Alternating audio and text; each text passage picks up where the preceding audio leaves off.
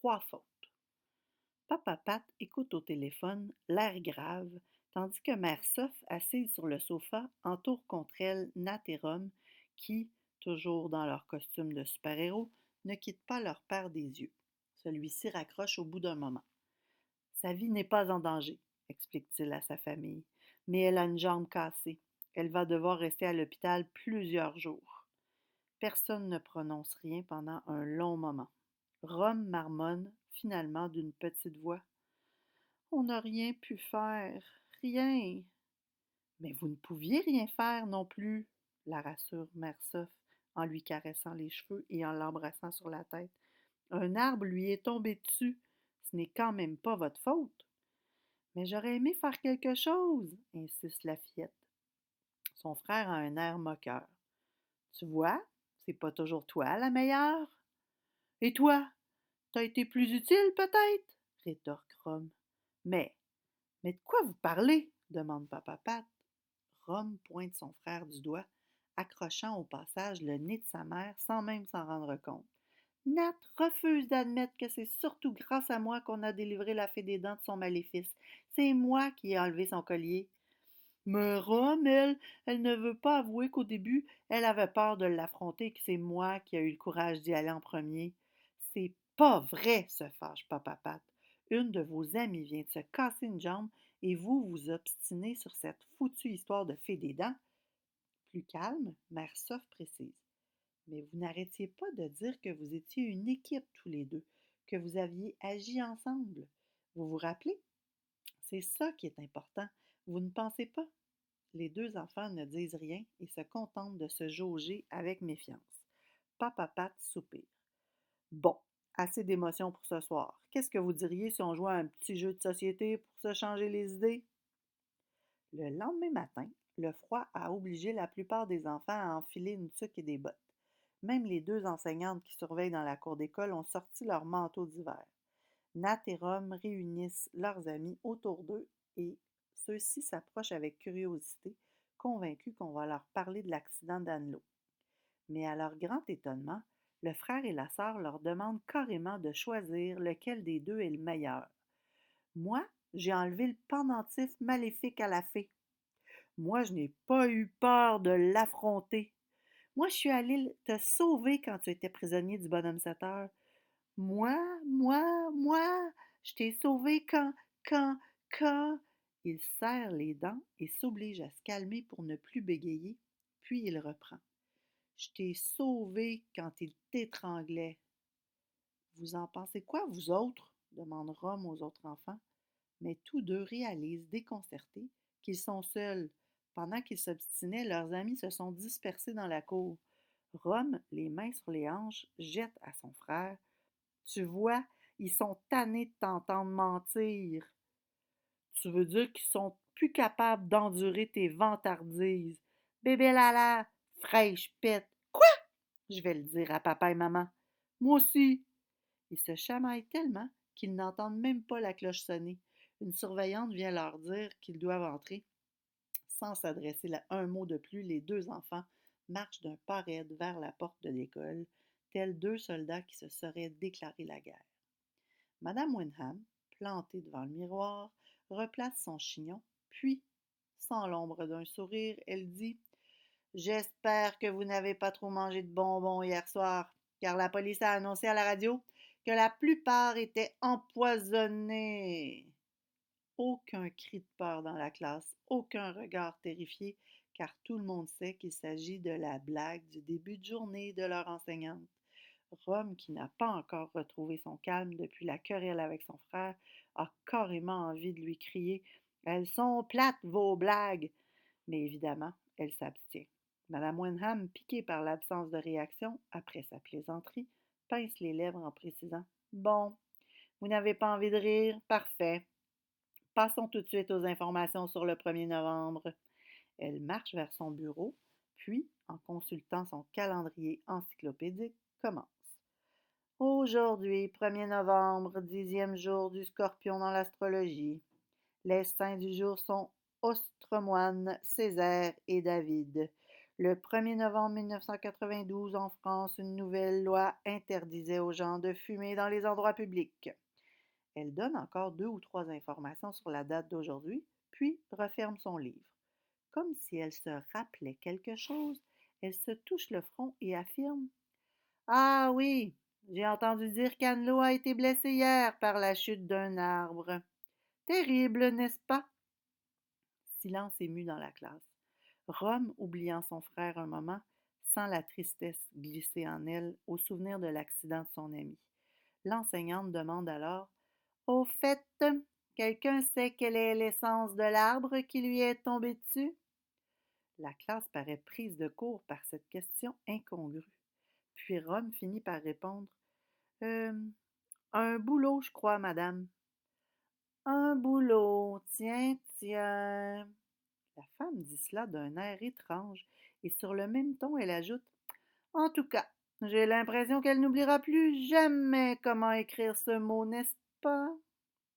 Rome serre les poings, choquée d'une plaisanterie d'aussi mauvais goût. Franchement, se croit-elle drôle? Pourtant, Madame Wenham a dit qu'elle ne ferait des blagues qu'en début et fin de journée. Croirait-elle donc vraiment ce qu'elle vient de dire? Mais l'enseignante change aussitôt de sujet et après avoir consulté son cahier, annonce: Bon, pour le test oral aujourd'hui, ce sera Dom.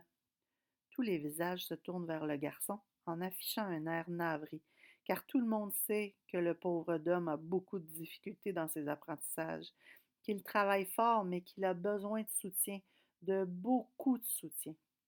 D'ailleurs, Madame Laura l'aidait beaucoup. Madame Laura ne lui aurait jamais fait passer un test oral devant tout le monde, sachant très bien l'insurmontable difficulté que cela représentait pour lui. Mais ce n'est pas Madame Laura qui enseigne maintenant, c'est Madame Wenham. Lentement, Dom se lève, manifestement très nerveux. C'est un garçon grand et légèrement grassouillet, aux cheveux blonds courts. Ses yeux bleus sont habituellement magnifiques, mais pour l'instant, ils sont dilatés d'inquiétude. Allez, Dom, approche. Le garçon avance, tel un condamné marchant vers la potence. Tous le contemplent avec compassion, prévoyant déjà le mauvais quart d'heure que va vivre leur compagnon. Il s'immobilise devant la classe et commence à se tripoter nerveusement les doigts.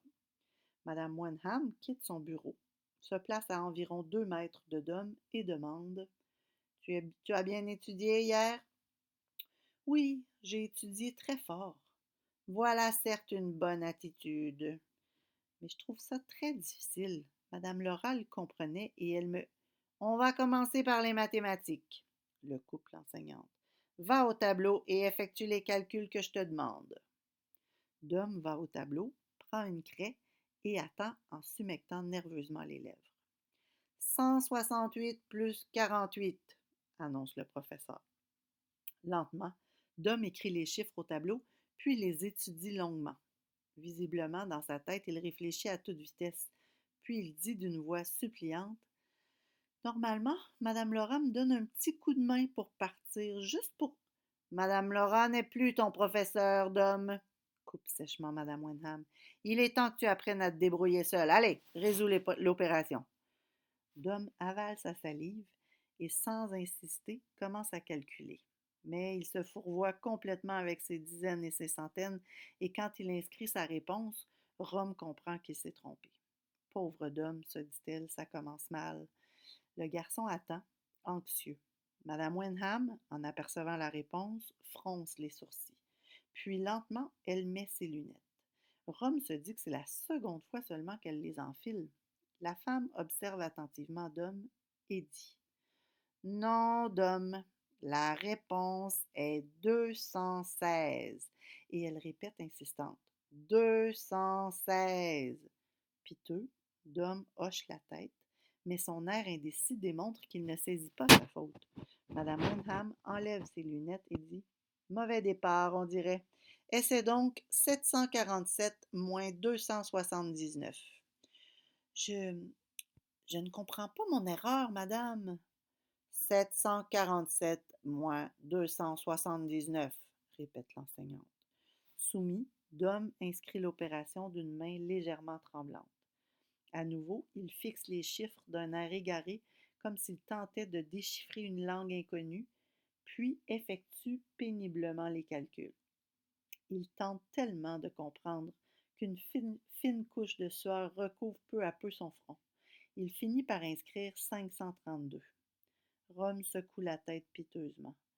Dom tourne la tête vers l'enseignante, le visage crispé par un mélange de crainte et d'espoir. Madame Wenham pousse un profond soupir. Elle enfile à nouveau ses lunettes et articule. Non, Dom, la réponse est 468. Tu entends? 468. Un grand malaise plane dans la classe. Dom se gratte la tête et malgré sa terreur ose répéter. Je, je ne comprends pas, madame. Si vous ne m'expliquez pas, je ne pourrai pas me... Étudie plus et tu comprendras, l'interrompt l'enseignante en enlevant ses lunettes. Mais j'étudie beaucoup, je vous le jure. C'est juste que je trouve difficile de... Arrête de te plaindre et fais cette dernière opération qui devrait être plus facile.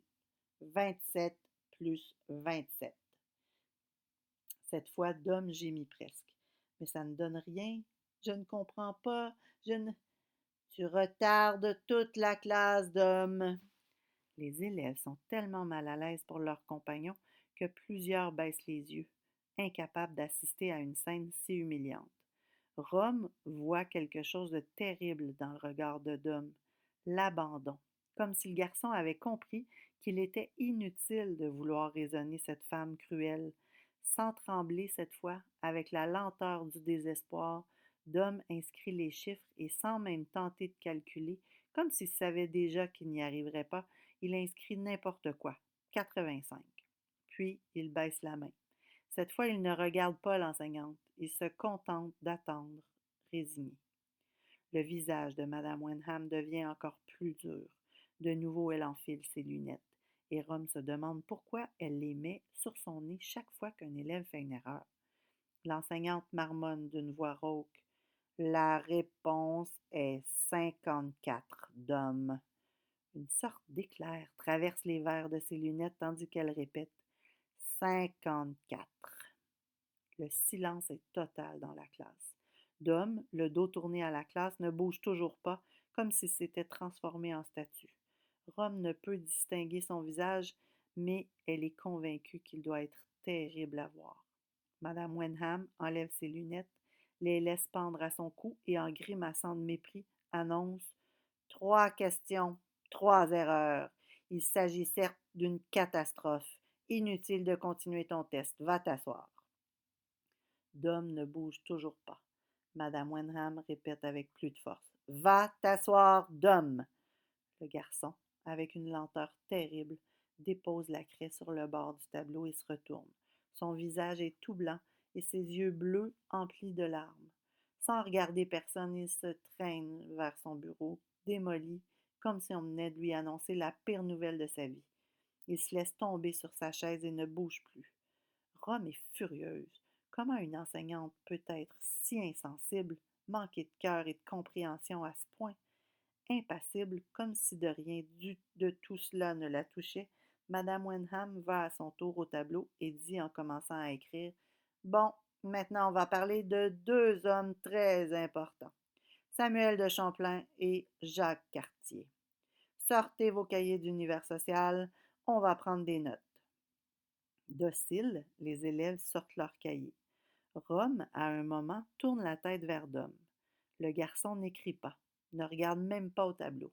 Il fixe son bureau, perdu dans ses sombres pensées. La journée est terminée. Dans le couloir, les élèves de Madame Wenham enfilent leurs manteaux sous la surveillance de leur enseignante. Rome glisse lentement ses pieds dans ses bottes. Depuis une demi-heure, elle ne cesse de songer à son frère qu'elle va revoir dans quelques minutes. Et cela la met déjà en colère. Ce prétentieux va-t-il finir par admettre que c'est elle la meilleure? Ne voit-il pas qu'il a complètement tort? Rome, tu te dépêches, s'impatiente Madame Wenham. Rome réalise que tout le monde est prêt sauf elle. Elle s'empresse d'attacher ses bottes tandis qu'une fillette se moque. Rome, toujours la dernière prête. Vraiment? Fait l'enseignante. Rome garde le silence car elle sait que c'est vrai. C'est sans doute un de ses pires défauts, la lenteur à se préparer. Mais bon, c'est un défaut anodin après tout. Madame Wenham poursuit. En tout cas, quand c'est le temps de passer dans les journaux ou à la télévision, tu es certes plus rapide.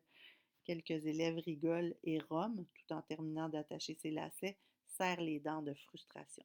En se relevant, elle ne peut s'empêcher de dire: C'est votre blague de fin de journée, ça, Madame Wenham? Stupéfaction générale. Rome elle-même rougit. Elle n'a vraiment pas l'habitude d'être si impolie. Elle a toujours eu du caractère, oui, mais de là à manquer de respect envers son professeur. Déteste-t-elle cette Madame Wenham au point de perdre tout savoir-vivre? L'enseignante affecte une expression courroucée, s'approche et marmonne: Le fait que tu sois devenue une vedette ne te donne pas le droit d'être impertinente, jeune fille. Rome a cette fois le bon sens de garder le silence.